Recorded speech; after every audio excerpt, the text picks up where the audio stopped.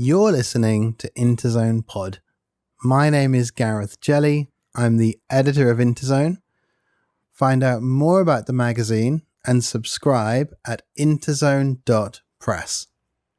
Joining me on the show today is author and regular INTERZONE columnist Aliya Whiteley. Hello, Aliya Whiteley. Thank you very much for coming on the show today. Hi, thank you for asking me. You've written many stories, some short, some long. You write climbing stories, a column for INTERZONE, which is at 19 columns at the time of recording. Numbers, and you also publish on your website, and I kind of hadn't been keeping up to date with these, but you have these small objects. Oh yes.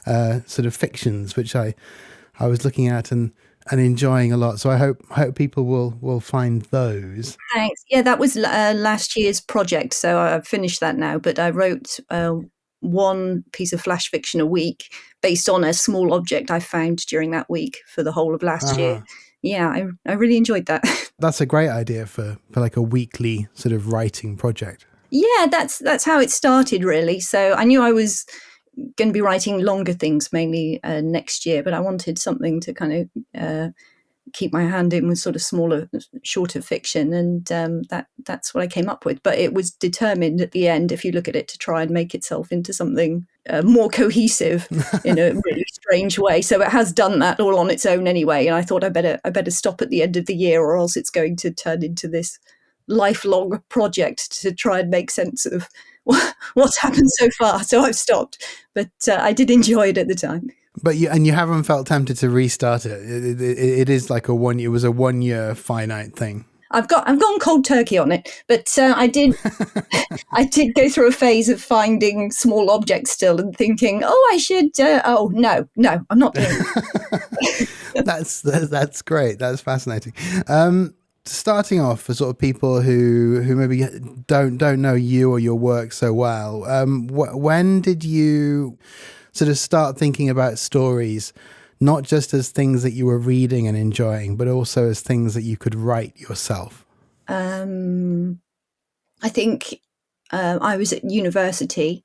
I was studying theatre, film and television studies, and I knew I didn't want to act, and everybody else really was there to act. So I was kind of at a loss as to what I was doing there. And then my tutor at the time said to me, I'm going to start a creative writing course. Come and do that. Uh-huh. And as soon as I wrote the first piece for it, although it was very much based on stage writing, I knew pretty much immediately that was something I wanted to do. I was surprised by how much I wanted to do that. So then I started to think about telling stories and how that works and how I want to do that. It took me a while to get from sort of trying to write plays and then try and write for TV and things like that, quite unsuccessfully. Eventually, I sort of got into novels and short stories. Mm-hmm. And which came first? Was it sort of in terms of like where you felt you had more confidence? Was it with the longer, or was it with the shorter form? I think I tried longer first. I was trying to work out how that worked. I couldn't really make sense of it. So that there are quite a few kind of not so great versions of things that I tried in order to try and make sense of it. But I think part of the appeal is that I never have really made an awful lot of sense of it. And then after that, I joined a website where you had to write short fiction and post it every week or so, and other people would give you feedback, and that's how I got into writing shorter fiction. So I think longer came first, actually. And so those sort of experiments, those early experiments, can you sort of see traces of those in other things, or are they sort of like just sort of set to the side in the kind of metaphorical trunk? I don't think about them a huge amount, but sometimes they pop back to the front of my mind. But I don't spend a lot of time thinking about any of the things I've written before, kind of successfully or unsuccessfully, really. They're all sort of lumped together in the past, and then I sort of move on from there. something that comes across for me in climbing stories, and I think in your work generally, is your sort of delight in stories and in story. Just as you kind of hinted at it a bit earlier, where you said how they work. Yeah. And I've never really, I don't think I've asked you sort of how climbing stories came about. Like, do you remember the origin of that? Because it's in INTERZONE. People can find it in INTERZONE, and sort of Andy Cox, the previous editor, was publishing it, and I've kind of carried on, or you've carried on writing them for INTERZONE. Yeah. And it's a really interesting project. Thanks. I think I was having a short story published in an INTERZONE, and Andy Cox said to me, "Do you want to write the foreword that we're going through?" But whoever was in the issue would write the introduction. So I wrote that, and I quite enjoyed the process. And then he said to me, "Nina Allen's going to stop writing her column, and would you want to take over?" And I thought that was just way too good an opportunity not to not to grasp. I've always written non-fiction and articles and things like that. I mean, years ago I wrote for Whispers of Wickedness, back when that was a small sort of magazine. Mm-hmm.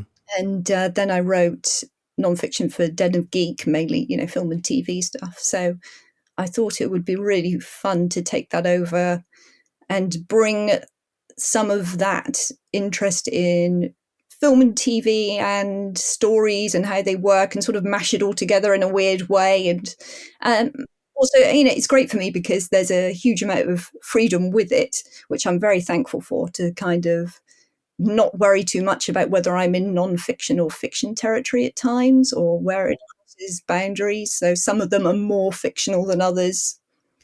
Some of them can be quite serious, and some of them can be not. So yeah, I enjoy that. It definitely defies categorization, and certainly looking at your latest novel, 381, and looking at some of the climbing stories, they speak to each other. The climbing stories columns speak to your fiction in really interesting ways. I hadn't really thought about it, but I guess it's sort of projects that are running simultaneously. There's bound to be sort of crossover.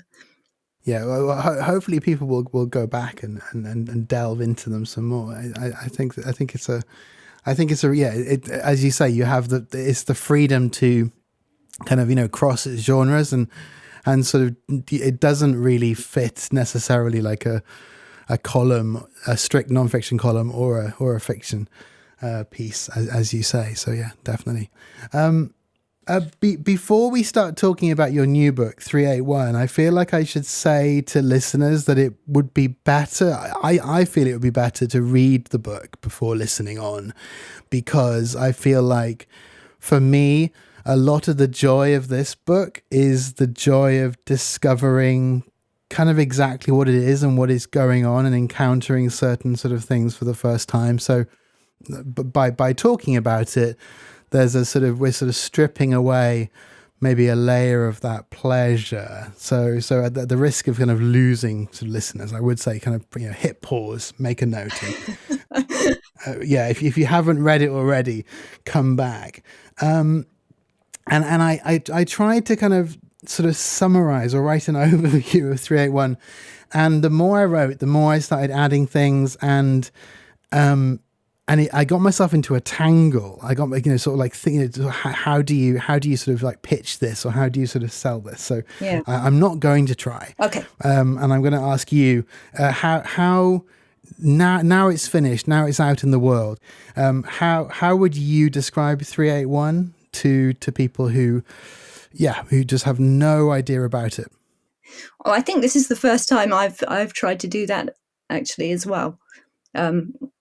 I've really not sort of wanted to put it in overview terms, even when I was working on it. So it's a book about a quest, and a woman who undergoes a quest,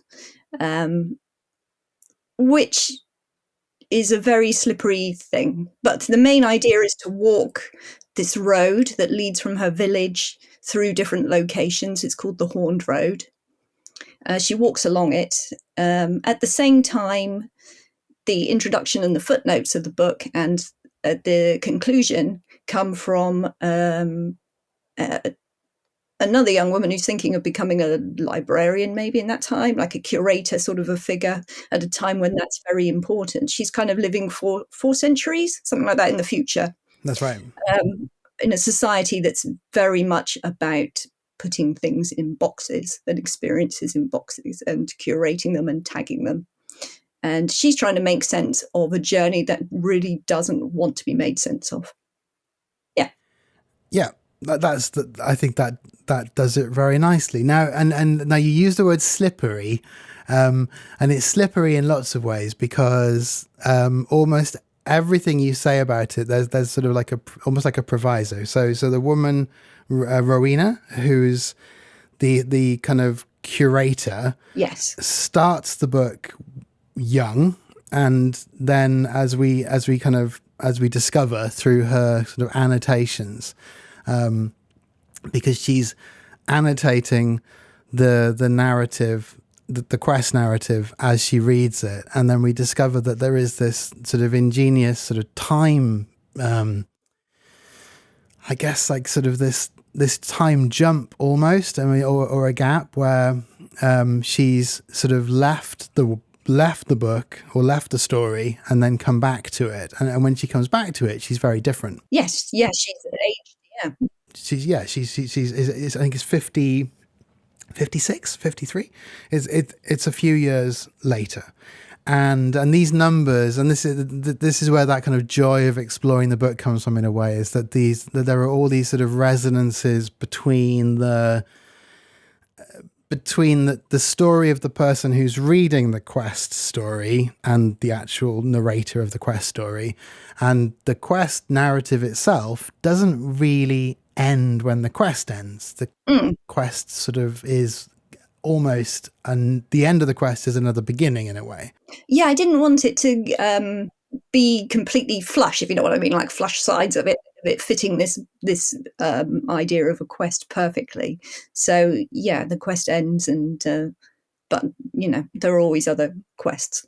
So there are always other quests, right? Yeah. And the road, as you say as well, the road that the road that this that Fairley, the quest narrator, is following is a very strange road in the sense that it seems to traverse across not just space, but there's also, you know, the worlds this road is passing through are in and of themselves really intriguing. And I think that sort of Rowena, the sort of that narrator comments that you know things happen that can't possibly happen, right? And sort of she's sort of like puzzling this out, and I think when she comes back to it, she says something like that she's come back to it wanting to make the story her own, or wanting almost to, her goal in reading it changes, right? Yeah, and I wanted to kind of put across a feeling of her trying to make it her story as well. Like there's something quite grasping in the way she then approaches the type of the story. Like she wants them to become one story almost. Yeah. I don't know. I liked that idea of when a story changes you then get proprietorial over it. Which is something I sometimes struggle with. You know, if I read a book and I really, really love it, then it's my book and nobody else can have it. So I kind of wanted to put that across a little bit, I think. Yeah, is that something that was in your mind a lot as you were writing it? The sort of the way that you encounter books, and the way that maybe the way you encounter books changes as you get older as well, or that sort of over time. Yes, that you come back to things in different ways. Yeah, definitely. It's and how books change for you as your experience changes, but also how books change you in the same way. So, and I don't necessarily mean the best books in the universe, or the ones that get in the top 100s or whatever. But any book can do that for you, depending on how it sits within your experience and what sense you make of it. And I think Rowena kind of makes sense of a book that can't really be made sense of in her own way. It comes to interesting conclusions. Yeah. Was kind of what I was aiming at. It's really difficult to talk about it. Sorry, please. It is. No. It's of all of the books that I've not had to read, that all the books I've had to think about questions for recently, I can't think of another book which it's slippery again, that word. It really questions don't want to stick to it. It's sort of because you're either asking something too direct, which isn't very helpful, which is ironically not very helpful. When you think about the way the sort of the worlds in the book are set up, but also, I want to ask questions about it. I had a note written down where there are lots of things I want to ask the characters. Yeah, which you always know is a sort of an interesting thing. An interesting thing with a book when you kind of want to a character says something, or something is in the book, and you kind of want to ask them something else because there's not quite enough there, and then you know that the book is working really well then. Yeah. So yeah, it does do that very, very interestingly. Listeners at this point are either with us or they're not. So No, I think that's true. In the acknowledgements, you say that you started writing it during a lockdown, and so that was a strange time for all sorts of different reasons, and I wonder, that's when you started writing it, but is that when it was first in your mind, or are there elements of this story that were sort of floating around for a long time before the lockdown? I think I started writing it during lockdown, at a time when I thought I don't have a story to tell, which is the first time that's kind of happened to me. And I went back to an old exercise, which is that you write one page a day in a notebook. And I didn't want to find another story in the sense of be overtaken by another huge narrative. So I said to myself, nothing ever goes beyond the page. I'll just write the page and stop, and the next day a new story starts, or a new snapshot that fills this page. And it was just purely that the page ended up at about sort of 300 to 400 words that then started me on this adventure of 381 words. And it was just determined to be its own narrative. Mm-hmm. And it just started to form that way. And every experience that went on there was almost dreamlike. Like, it came from not a place of stories that I had thought about a lot beforehand, or ideas I had beforehand. So it was very much sort of built from the tiniest parts upwards, rather than with any sort of overarching view of what was happening. And then at the end of it, I had Fairley's story. It had become this thing, and I typed it up and realised, where resonances lay within sort of the 381 words and what that was doing. Obviously, that took a long time to kind of figure out and get all the bits in place for that. And then enough time had passed. So at that point, we're out of lockdowns, and I then thought of this sort of overarching footnotes and introduction conclusion part that went along with it, because I felt that distance had passed for me to be able to then write that section, because I could reflect on Fairley's journey from a different perspective, effectively. So yeah, I guess that's how it happened. But I don't think there was much there that I had in advance or had planned or had thought about in terms of a story before. And it's still the most kind of surprising, serendipitous kind of arrival of a book that I felt, or I didn't sit and think about it. In fact, I was determined for it to not be a novel, and yet it went and did that anyway. So there seems to be a pattern, as with the sort of small objects, the small things wanting to sort of accrete into something larger. They do, but maybe that's part of, life and looking for meaning. Mm-hmm. Which sounds like a very big grand statement, but actually, there are all these small parts and we're all trying to put them into some sort of order that makes sense of the experience.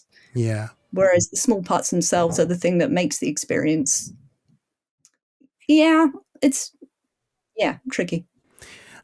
And sort of you mentioned that dream, sort of almost that dream logic, or how which sort of once you start on the journey with Fairley and you have that in mind, and you think about the way that sort of decisions in dreams work and the way that images in dreams can work, and all sorts of things make a lot more sense when you view it that way. I think I was looking at there's one footnote towards the end where Rowena sort of says something like, "Oh, I'll leave you to finish the story, by yourself," or something. So I think it's the final footnote. Yeah. And then sort of the narrative there, just the whole. I think the whole sort of final kind of acts of Fairley's narrative, there is a real sort of breaking down of sort of the way we expect stories to go and the way that sort of narrative logic might work. And dreams, I think, are a key that unlocks a lot of that. Like the moment when they I think Fairley sees that there's going to be some sort of violence going on, and she sort of preempts it by sort of saying, "Okay, everyone, let's go," and they all just sort of all of a sudden leave. And they just leave the village, and then she just sort of wanders off into the dandelions, and it's beautiful. But completely. I like the way you describe it. Does that work? and I think dreams certainly. Dreams and the way that time works in dreams and space works in dreams, makes sense of a lot of that. While those pages or those kind of like 381 word sections were coming together, was there a particular point where you thought, I'm going to have another person reading this and leaving notes and annotating it, and was that there from the beginning? No. But the idea of anybody reading it at all, sort of within or without the story, was completely not there, because it was an exercise I wrote purely for me. And it's only once I'd finished the whole thing that I thought, and then stepped out of it, almost in the way that you do when you're writing, and once you're outside of that experience and you've moved on from that experience, you can look at it again. And then I thought, now I see what that needs. I showed the Dance of the Horned Road, which is like the main story within the story, to my agent, and he kind of went, "Well, that's the weirdest thing you've ever shown me." And then we had a conversation about what kind of could help to make that accessible in some ways. I don't mean accessible, but it needed something. And then the footnotes came into being, but not at all at any point throughout sort of writing the first bit did I think this really needs a footnote. Yeah. You didn't sort of you weren't visualizing another person reading it at all. So that came, that's fascinating in itself, because those annotations, and you can read it in multiple ways. You can kind of jump back and forth, as I was, because I was on an ebook, so you could kind of, it was a very strange experience at moments, because you could kind of go into the footnote and flick through it and then go back to the text and then footnote text. Yeah. Or as I did later, was you could just sort of go through the footnotes and read the footnotes as sort of as a sequence in and of themselves, which was also very rewarding. And it just sort of all the different parts just kind of feed into each other, and it is just a very sort of it's a fun read, and it's also a read that one of those books that I know I'll enjoy going back to, and it's fascinating that it kind of came together in those stages. Yeah, I like the idea that you could read it separately. Just read Fairley's adventure or read Rowena's adventure, or flick in and out of the two. So you could get caught up in Rowena's footnotes and read ahead with that, and then try and find back where you were in the other aspect of the story. You mentioned earlier about the bit where Rowena stops footnoting for a bit. Mm-hmm. She's no longer sort of making any notes. And I really enjoyed writing or not writing that section, trying to work out where was the point where the reader would say to themselves, oh, and now we'll check what Rowena has to say about that. Oh, she's not said anything. At what point does it twig that she's not there? As a parallel voice. That was right. Really fun because, they have to run completely together, but also be their own separate things. And you need that realization that in one section that the voice is no longer there, even though it's not there most of the time anyway. So that was kind of fun. Yeah. I mean, because it's there. It's not sort of over. I mean, I don't know what the word count is for the footnotes, but it's not like they're there all the way through, in the sense that you're very much inside Fairley's story, and then you do sort of pop out of it or pop back in. So that break in time is really sort of is really powerful, and also the fact that in that break, as Rowena discusses, I think in the conclusion, her in that gap, she's sort of gone on her own quest, as she puts it, I think, so there is that kind of mirroring going on where the sort of the kind of dream narrative that she's trying to make sense of. And of course, Rowena's story starts with her waking up from a dream as well. Yeah. So there's sort of all the different layers, and then she's kind of gone and spent this sort of huge amount of time, and on top of that, there's this stream lifespan thread as well. So you have the idea that there's the sort of the physical life and also the streaming lifespan. The idea of this kind of collected life, where the lives are being collected by this spire, fed back into a giant spire and kept, and you would then have your consciousness implanted into somebody else, a human, and off you go again. I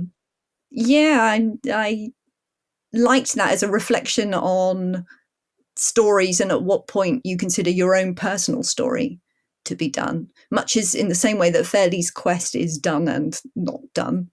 So I think it was meant to tie into those questions. And the group of people in Rowena's time and world who are grappling with the question of whether or not to, because I think at one point Rowena says she disconnects herself from this sort of recording process for a while, and there's also there are these people who are considering not being, I guess, rebooted, to use a term. But sort of grappling with what does it mean to be able to kind of restart a life, and what does it mean to sort of reject that possibility as well? In terms of, I don't know whether this is like a question that comes up for writers a lot anyway, but who are you and what are you worth if you're not telling a story or living in a story, if you disconnect from those kind of mechanisms? And Rowena has to ask herself, does she want to be part of this overarching story from her time, and what does that mean, and what will that cost her? I noticed today, looking at the recommend, I was looking at the list, the appendix, and I noticed that the recommended minimum capacity of the water canteen is 381 multiplied by 2, which is deliberate. I can't remember on that one, I'm afraid. There are lots and lots of ones in there, and then there are other ones that are not deliberate, and other people kind of make connections in that way of, and I kind of like that people go out and try and find other 381s or look for 381s or multiples of 381. Although I don't want to send anybody off into this frenzy of 381ing, but Don't go 2381. Don't do what I did and was like be on Wiki, sort of digging into 381s and going down, sort of getting lost in down. There's an element of the conspiracy theory about it, I think, and wanting to find things that mean more. Right. So I like the idea that it plays into that. What does this mean? But that's kind of, the book's quite straightforward about the fact that that's the wrong question. Yeah. So. Yeah. But you did add the appendix there for a reason. That was a very deliberate sort of choice to sort of put that in there, and then and of course I counted out the items that I listed and thought, aha, okay, nice, very very cleverly done, but that also kind of sheds an interesting light on Rowena as well, because within the kind of logic of the narrative, she's the one who's put the appendix there. Yes, and so there's all sorts of kind of playful things happening, and we can think about how much who knows about what and who's in on the joke or whatever. So yeah, it's a 381 does seep into her world. Yeah, you can find it in the footnotes and in the introduction and the conclusion, I think. So she's not kind of free of this idea of finding things everywhere once you start to look for them. Mm-hmm. And the coincidences. There's that line about the people on the voyage. Noticing they share middle names, and sort of reading more into that than there is, and sort of this idea of not only a sort of vast amount of information that is sort of they're looking back at from this sort of 24th century, 25th century viewpoint, but also the way that when you have all of that information, as you say, there's that kind of conspiracy sort of searching for conspiracy mindset, where you're looking for connections because there's just so much information, and of course you see them everywhere when you start looking for them. Yeah, just a mountain, this huge mountain of, like they say, reflecting on this age as the age of riches, calling it that, because there's so much information. Where would you even begin to start? But the moment you start to draw lines between points of information, and that makes shapes. So yeah, it's an overwhelming amount of information. So naturally, there's going to be a million coincidences. Mm-hmm. But I don't think humans are necessarily always great at coincidences. They kind of like the idea that means something. Yeah. Maybe maybe it does. Maybe it doesn't. Right. We want to kind of there to be more meaning than there is in, somebody sharing a birth date or something happening at a particular time, right? Yeah, and in stories as well. So when we read a story, we want to take something away from it that's personal to us and that makes it feel like it was worth our time. We get annoyed if that's not there. So I think, stories too have this kind of power over us. You've mentioned, or you've kind of answered this already a little bit earlier, but I'll ask it anyway. The sort of once you put your pen down, so to speak, with this, and you sort of the characters in the world are like in the book.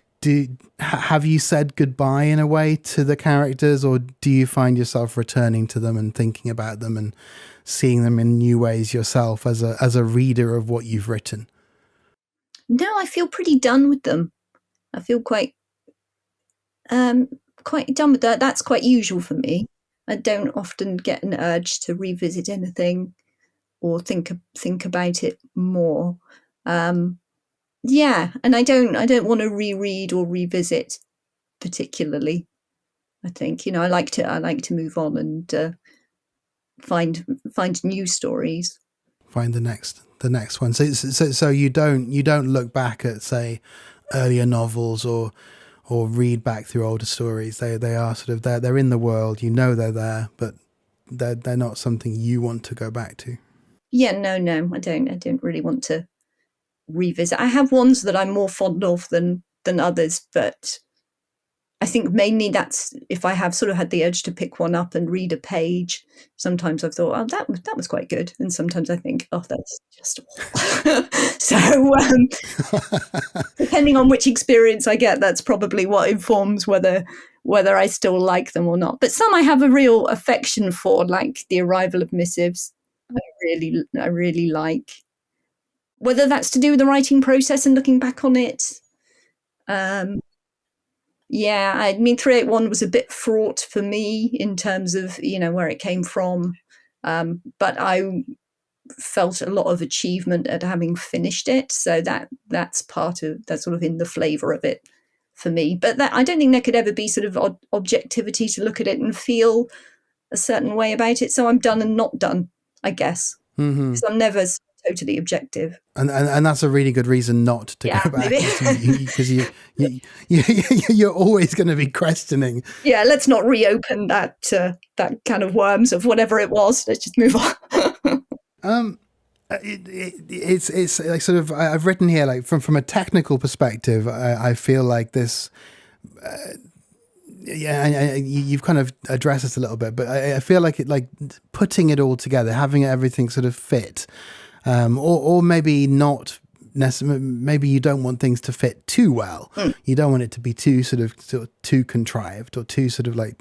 You want there to be there is as you mentioned with the footnotes. There's a sort of looseness to the way things work. But yeah, was it a very. Was this sort of technically more of a challenge to write than some of the books you've written in the past? Yes, there was a lot that I needed to remember. I don't make a lot of notes or anything, so I was holding a lot of information in my head, particularly in regards to how some of the things worked within the book, like chain devices and tenses and where they changed, and the breathing man, what kind of experience that was, and trying to get that right across different sections. So yeah, there was a lot to kind of hold together. I mean, thank goodness for writing in the age where you can ask a computer to add up whether you've reached 381 words, or else that really would be a difficult experience. But that was less challenging than I thought it was going to be, actually, because I hit a rhythm. Like I say, because it was written in a notebook that came in at around about that sort of word count anyway, then it was just a question of changing a few bits and pieces, a few words, a phrase here and there, as I typed up, and then I could just ask it to give me a word count and check from there. So but there was certainly a lot of information I was holding in my head, which felt apt for the kind of book that it is anyway. Yeah, I felt like I wanted to feel overwhelmed by the structure of it to kind of reflect on the kind of book it was, if that makes sense. Yeah. Yeah, no, it does make sense. And also you mentioned I have a note here about the tense, the shifts from first person to third person. I think and then from past to present. That's really, really interesting. So they happen kind of mid-sentence. Yeah. And then they're related, and they very much have a kind of logic. Was that sort of a layer that came when you were sort of you had these different pieces and you were knitting them together, and that kind of came on, or was that sort of just like built into the way it was written, that you were writing some in third person, you were writing some in first person, and you kind of you just sort of put them together? Yeah, I was writing in different tenses throughout. I think trying to kind of make sense of what distance that put between the reader and the character, and how that changes the experience. So when the book starts, it has this kind of epic quality of being in, third person past tense, and we're all really, really comfortable with that. And then I needed a very personal feeling to get into the head of Fairley as we really start to get into the psychological effects of Quest going, quite early on. So I needed the shift there. I mean, I've always enjoyed playing around with tenses anyway, and this was by far the most overt way of doing that. But and because I was writing it for me, I just came up with that as the chain device as an idea and really liked it and fiddled about with it. Whereas maybe if I'd been writing with an eye more on the reader, I would have possibly not gone down that route. I'm not sure. Mm-hmm. So I was there quite early. That's interesting in itself. That you probably were, you maybe were more willing to take not take a risk, but to do something because you weren't writing for an intended audience. Whereas you maybe would have been more cautious. That's interesting. Yeah, because I wasn't really thinking about it ever being out in the world. I think it's quite free. In a way that can sometimes be difficult to find, and certainly in a playful quality, it's quite free with that.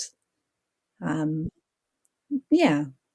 I mean, that definitely changes the experience depending on who you picture reading it, and whether you're writing it for yourself or with an eye on something else, like a book it might be in if it's a short story you're writing for an anthology, or an INTERZONE article or whatever. That definitely changed the relationship to the text. And in your latest Climbing Stories column, which isn't out yet, which is coming out in 298, you talk about world building, and you say that the goal of any builder is not to make you feel that you've become indivisible from the structure, which is interesting. And then you mentioned just there about distance and the distance of the reader from the world. And I kind of, as you were saying that just then, I was thinking about maybe just sort of talk a bit more about that idea of the distance of the reader from the world and from the characters and from what is going on. Yeah, I liked the idea that I mean, I think that does change perhaps as you read in a lot of books, but it's quite deliberate and obvious in 381. And there are moments where you're just indivisible from a character, right? I think when you're within them, and whatever's happening to them is happening to you. And there are other moments where you're quite far away and quite separate from that. I mean, in terms of theatre, you would say it was the difference between comedy and tragedy, right? It's the distance where you stand from the events that are happening. So I guess it ties into that idea of how seriously you're taking something, whether you feel that you're completely subsumed into the situation. And sometimes you need that in order to have real jeopardy or fear or love or whatever emotion it is you're trying to put across. And then other times it's so much more useful to ask the reader to sit back and try and see what's happening and feel like the character is not them, but it's somebody else making a series of judgments. So all the way through the book, it's sort of playing with those ideas of where you stand in relation to the story that's being told. But in Fairley's case, it does it very, very obviously. And with Rowena, by putting sort of these very incredibly vivid memories of moments, or you have Rowena talk about really critical moments in her life in the footnote to a story about something else, is also really interesting, because you suddenly there's one particular moment where I think I was sort of completely sucked into the sort of story that was being told inside the footnote, and it was and it is kind of disorienting in a way, because you're in a good way, because you're here and then you're there and then you're back somewhere else, and all of it sort of informing, all of it sort of resonating with other parts of the book. So yeah, and what's interesting then from the writing perspective is you've got to try and make sure that Fairley's story is always interesting, but that at that point you're not feeling the same peak of involvement with that story as you are with Rowena's story, because you couldn't sort of maintain the two at the same time. So you've got to kind of back off a little bit and let Rowena have the floor for a few moments. So there's kind of like two waves to the novel, and you're trying to make sure that the peaks and troughs, don't come at the same time almost. Yeah. And the breathing man.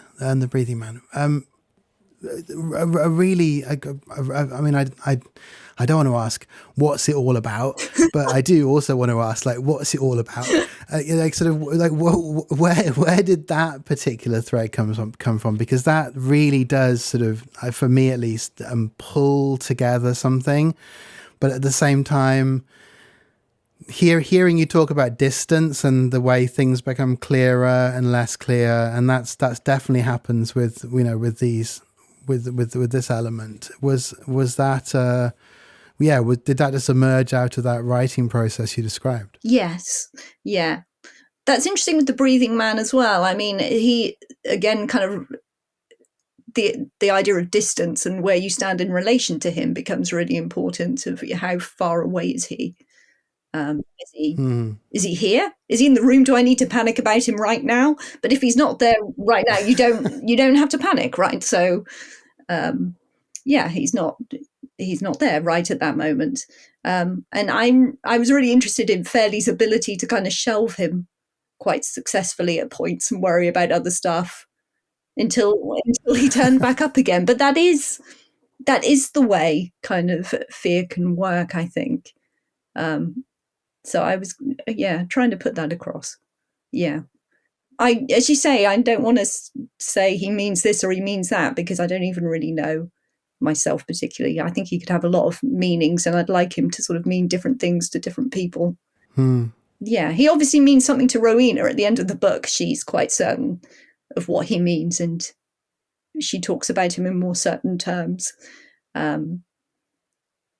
But I liked those moments when he turned up and he was really aggressively in your face. And then he's gone again. What a strange man. Strange, yeah, and in your face, and then sometimes seems to look like, I think at one point he looks like, Fairley says it looks like, or coming to look like her, but different slightly. And then at other times there are multiple, because everybody has a breathing man in theory, right? Yeah. And then sort of they seem to be the same, and then there's and then at one point I think that there's a kind of comic moment. I find it funny anyway, where there were two of them just sort of standing in the corner of the room, just sort of like very much there. Yeah, they're just there. Yeah. And at the end as well, there is a resolution with him, which is something that I wanted to do. To feel that she had made some sort of space to come to terms with him as an existence that can't be got rid of. So, there is a kind of resolution with him. He doesn't just pop up and leave again all the time. But he's strange. This quest narrative inside the book, the quest narrative is published in the summer of 2024. So you were writing it, from lockdown until, whenever the final, whenever you kind of laid the pen down. But was it very deliberate to sort of put that, sort of date that story inside the book? Yeah. In our time. Yeah, I wanted it to be here and now, possibly slightly in the future.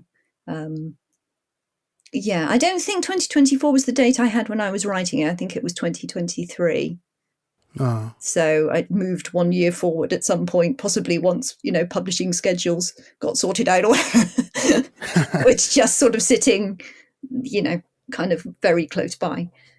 But it had to feel like a here and now and of our time, even though nothing in the book feels of here and now as such. But, hopefully readers would make some sort of connection, thinking, oh yeah, this is the way we feel about space travel, say, the concerns about space travel as a tourist industry or something that might become more commonplace. And that's how we see that sort of reflected in Fairley's story. Right. So maybe ideas about what the future would look like kind of come to fruition in Fairley's story. It's not retro futurism, is it? But I know what you mean. Yeah, like sort of it's like a distilled sort of idea of what the future is. But yeah. So and places that may exist or not exist, or backpacking or hiking, or the idea of taking a year off.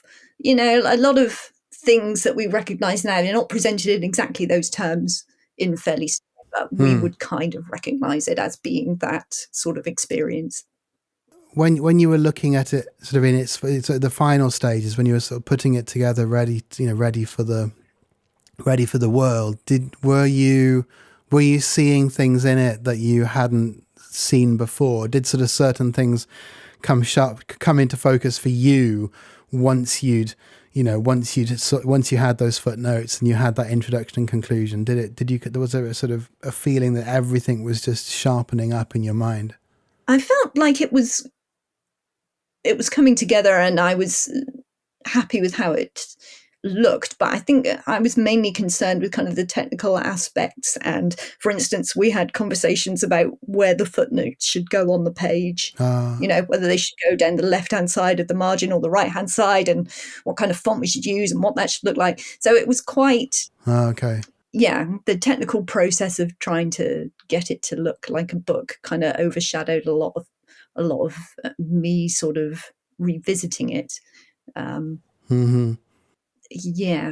But there's kind of a sense of relief that when we got to the point where I couldn't find any more things that need to be changed, I guess it's like, oh phew, okay, so last time I added everything up to 381 and went, oh yes, okay, that kind of works. Was a really much like with the small objects experiment, you get to the end and it's still in your mind for a while, but it's ebbing away. You're at the other side of the experience.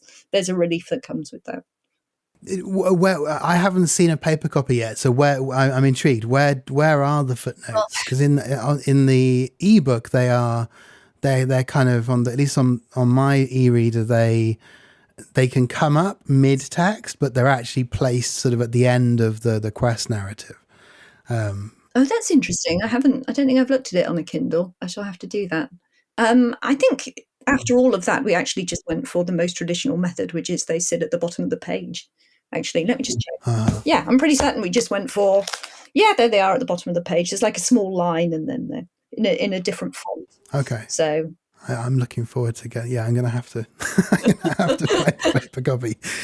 Yeah, no, because I think the actual the reading process is really intriguing when you have footnotes, right? Because there is a whole and it does change slightly with an e-reader, and I wonder how the audiobook will work if there's going to be an audiobook.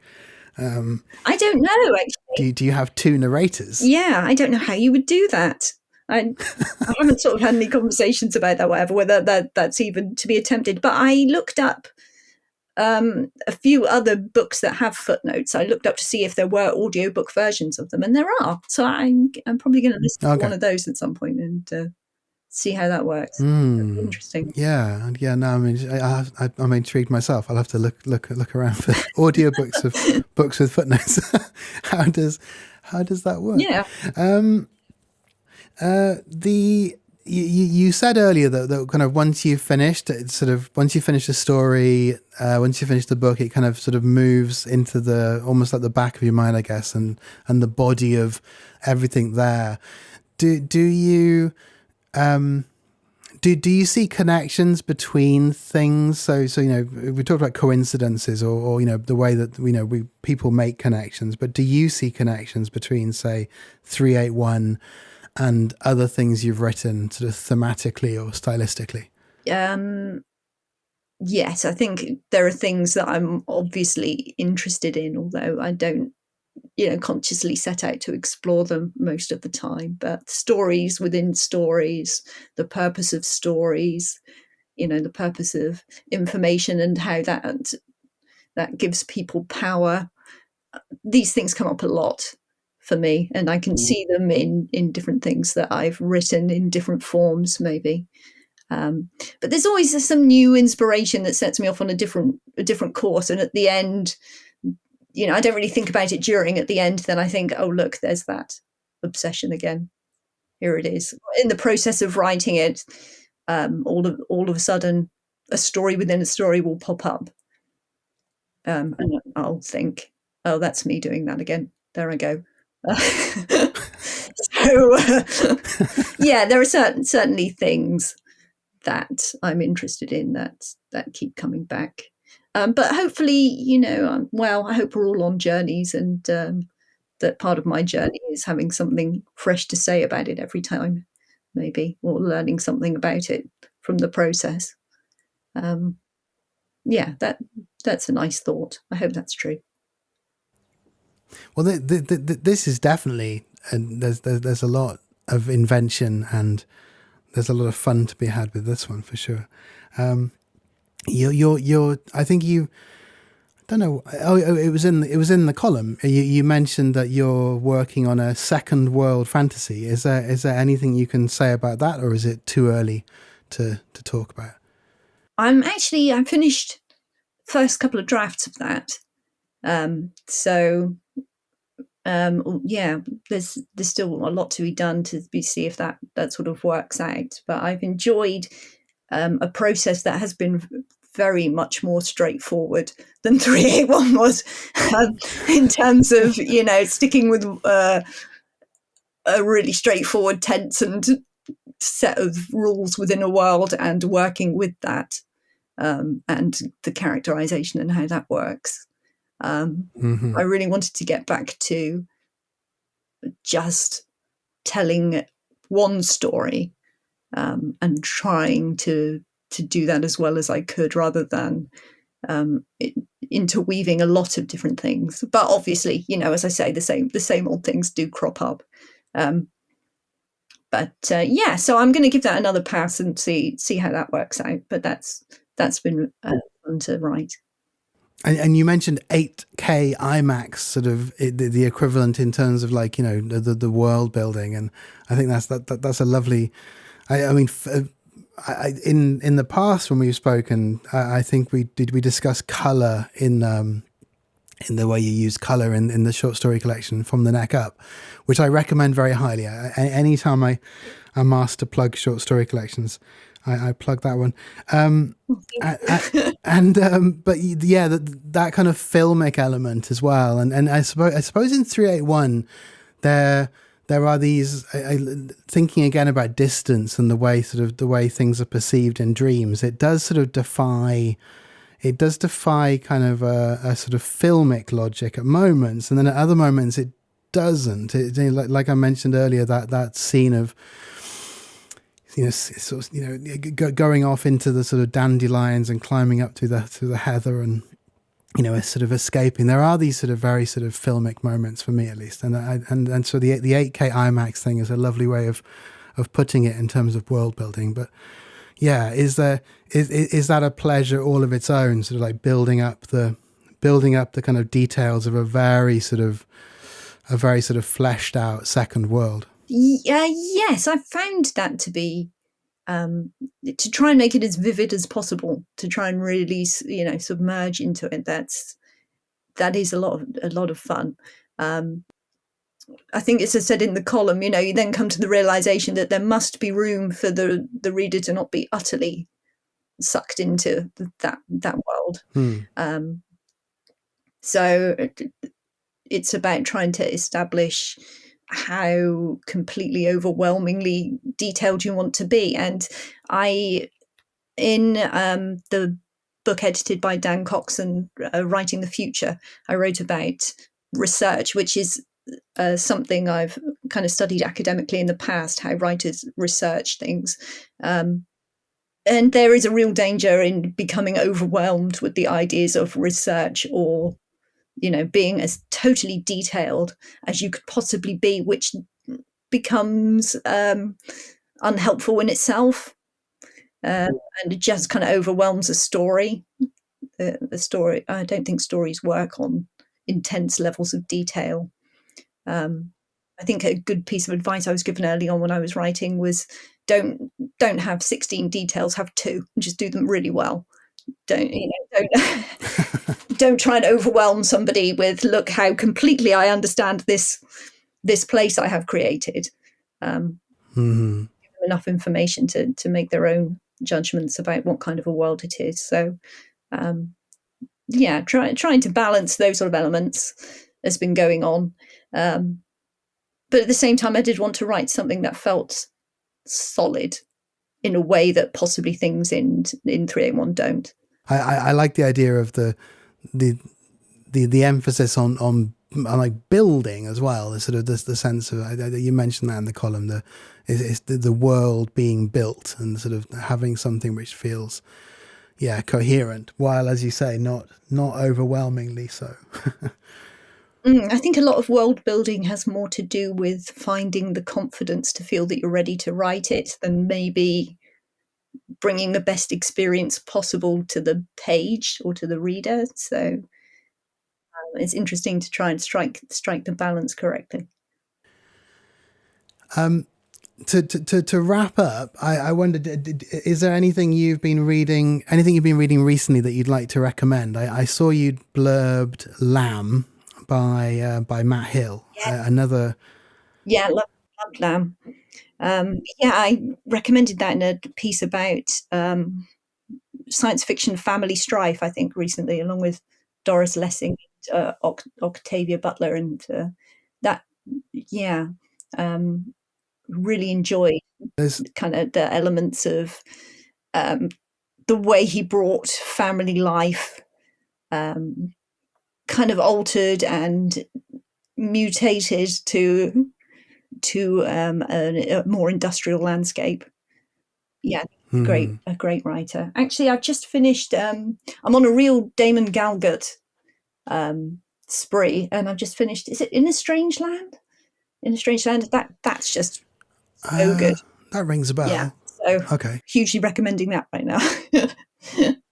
Okay. And that is 3 stories of travel. I mean, the journey is another one of those things that I'm always writing about, and these 3 kind of separate stories of travel that do move in and out of tenses incredibly well. He does this fascinating thing where it's mostly past tense, like at a distance, exactly as I was talking about in terms of using tense to make distance.